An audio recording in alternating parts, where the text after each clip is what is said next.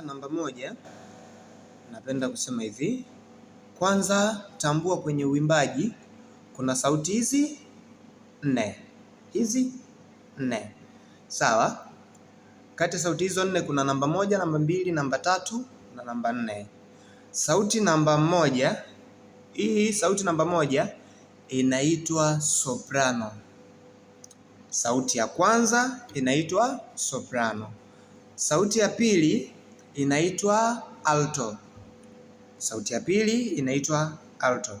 Sauti ya tatu inaitwa tena. Sauti ya tatu inaitwa tena. Sauti ya 4 inaitwa bass. Sauti ya 4 inaitwa bass. Kwa hiyo unavotaka kuanza kujifundisha kuimba, tambua kwenye uimbaji kuna sauti kuu 4.